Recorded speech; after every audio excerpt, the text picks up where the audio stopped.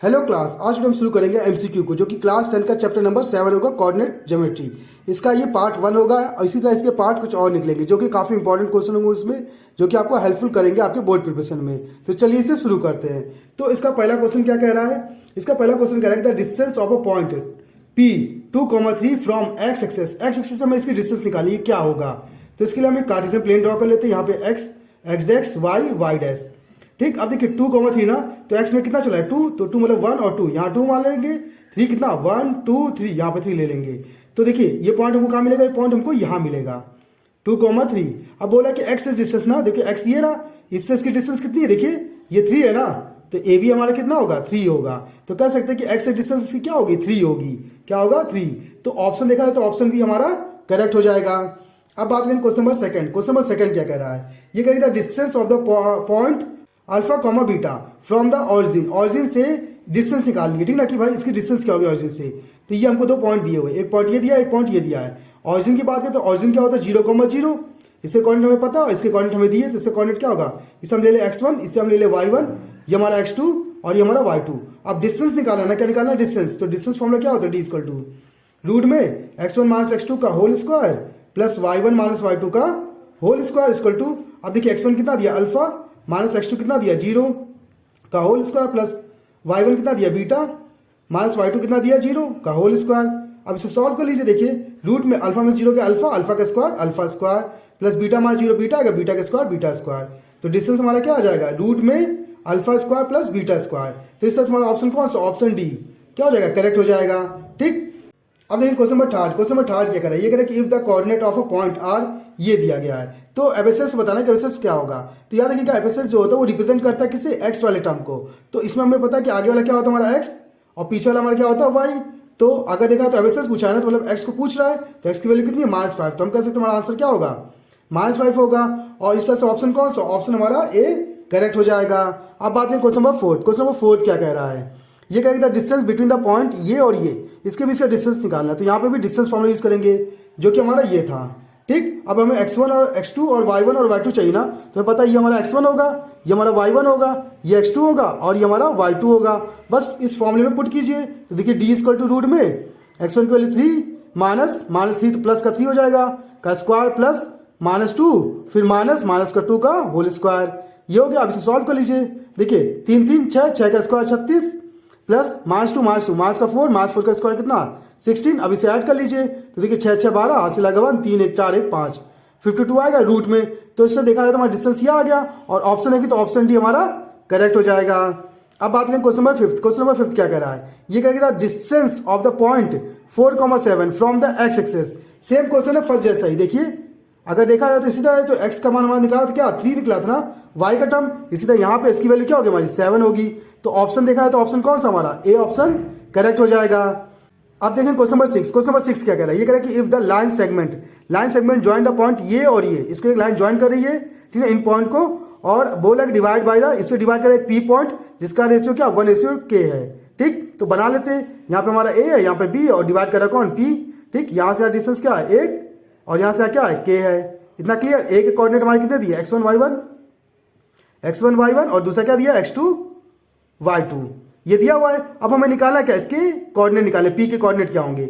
Simple है, ध्यान देखिएगा, इसमें हम ट्रिक यूज करेंगे। सिंपल है कि अगर हमें पता है x, y निकालना है ना, तो सबसे पहले x की बात करते हैं। तो x के लिए आप इसको मल्टीप्लाई करेंगे x से, इसको भी करेंगे मल्टीप्लाई x से, तो 1 x2 आएगा, ये से मल्टीप्लाई तो क्या आएगा? प्लस का k x1, अपॉन में इनको ऐड कर लीजिएगा k+1, ये आ गया हमारा x वाला टर्म। अब y निकालना तो ये भी मल्टीप्लाई करेगा y से, तो क्या आएगा? 1 y2 से करें तो y2 आएगा, प्लस फिर k, इससे मल्टीप्लाई करें तो क्या आएगा? k y1 अपॉन में k+1।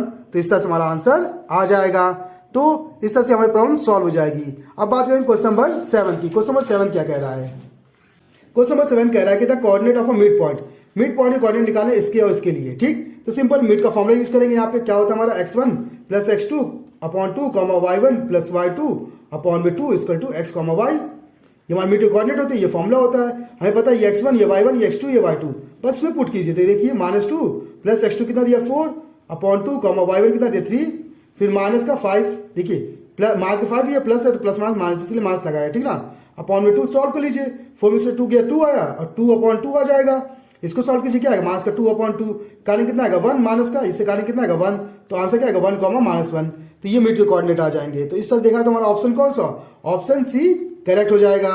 अब बात करें क्वेश्चन नंबर 8। क्वेश्चन नंबर 8 क्या कह रहा है, ये कह रहा है centroid of a triangle whose vertex ये और ये। अब देखिए सेंट्रॉइड निकालना ना, तो सेंट्रॉइड के फॉर्मूले क्या होंगे, सिंपल है, x, y equal to x1 plus x2 plus x3 upon में 3, y1 plus y2 plus y3 upon में 3। यही फॉर्मूला यूज करेंगे, हमारा आंसर आ जाएगा, ठीक ना। अब देखिए x1 y1 x2 y2 x3 y3, x1 x2 x3, तो पुट करें तो देखिए 3 फिर प्लस ये कितना दिया -8 प्लस x3 कितना दिया 5 अपॉन में 3, y1 कितना दिया देखिए -7 प्लस y2 कितना दिया 6 और y3 कितना दिया 10 प्लस का 10 अपॉन में 3। हो गया, आप सॉल्व कर लीजिए। देखिए प्लस माइनस और 5 3 8, 8 में से 8 गया 0 अपॉन 3। इसको सॉल्व करते हैं, देखिए 16 या मास करते -1 आएगा, फिर इसमें मास करेंगे कितना आएगा 9 आएगा प्लस का अपॉन में 3, कारण कितना 3, इससे काटेंगे तो 0 ही आएगा, तो 0,3। तो हम कहते हैं तो कोऑर्डिनेट क्या आएगा 0,3 आ जाएगा और ऑप्शन कौन सा, ऑप्शन हमारा करेक्ट हो जाएगा। अब बात करें क्वेश्चन नंबर 9। क्वेश्चन नंबर 9 क्या कह रहा है, ये कह रहा है कि if the distance between the point ये और ये इज 5, मतलब डिस्टेंस हमें कितना दिया है 5 दिया है, डी की वैल्यू 5 दी हुई है और ये पॉइंट दिए हुए, तो हम इसने बोला कि पी क्या होगा बस उससे निकालो।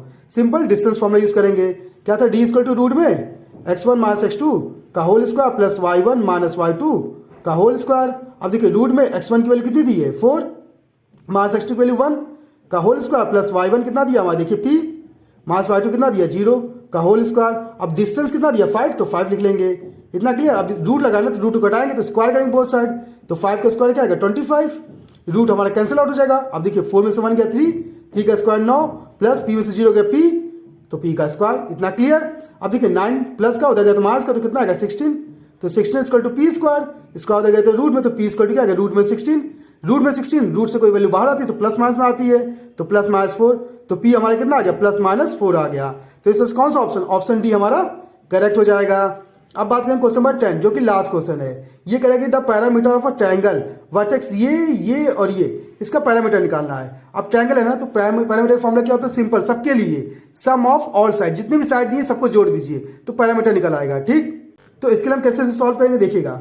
इसके लिए हम पहले कार्टेशियन प्लेन बना लेते हैं, यहाँ पे x डैश y डैश। अब देखिए पहला कोऑर्डिनेट 0,4 मतलब x में 0 y में 4, मतलब यहाँ पे होगा 0,4। दूसरा क्या दिया 0,0 मतलब यहाँ पे कहीं होगा 0,0 और नेक्स्ट क्या दिया 3,0 ना, तो x में 3 और y में 0 मतलब यहाँ कहीं होगा 3,0, इतना क्लियर। तो ये डिस्टेंस हो गई 3, ये डिस्टेंस हो गई 4। अब देखिए ये अगर हमें डिस्टेंस मिल जाए तो हम इसको और इसको जोड़ के पैरामीटर निकाल लेंगे, क्योंकि हमें दो साइड तो पता ही है, बस तीसरी साइड निकालनी है। अब हमें पता होना चाहिए जो एक्सेस जो कट करते हैं वो 90 पे कट करते हैं, तो ये होगा हाइपोटेन्यूज, तो यहाँ लगाएंगे पाइथागोरस थ्योरम। हमें पता है क्या होता है, हाइपोटेन्यूज का स्क्वायर इक्वल टू बेस का स्क्वायर प्लस परपेंडिकुलर का स्क्वायर। बेस कितना दिया 3 का स्क्वायर 9, पी कितना दिया 4 का स्क्वायर 16, एच स्क्वायर जोड़ेंगे कितना आएगा 25, इसका होता है तो रूट में कितना आएगा 5, तो एच का मान कितना आ गया 5, तो ये डिस्टेंस निकल आई। अब पैरामीटर निकालना है ना, क्या होता है सम ऑफ ऑल साइड, इसको और इसको जोड़ लीजिए 5 + 4 + 3, 5 4 9 9 3 12, तो आंसर क्या आएगा 12। तो ऑप्शन कौन सा, ऑप्शन डी हमारा करेक्ट हो जाएगा। इस तरह से हमारी सारी प्रॉब्लम सॉल्व हो जाएगी। अगर इन सवालों में आपको कोई दिक्कत होती है तो आप हमारे कमेंट बॉक्स में कमेंट करके हमें बता दीजिएगा। अगर आपके पास मैथ्स से कोई प्रॉब्लम है तो भी आप हमारे कमेंट करके बता सकते हैं हमें। तो आज की क्लास के लिए धन्यवाद।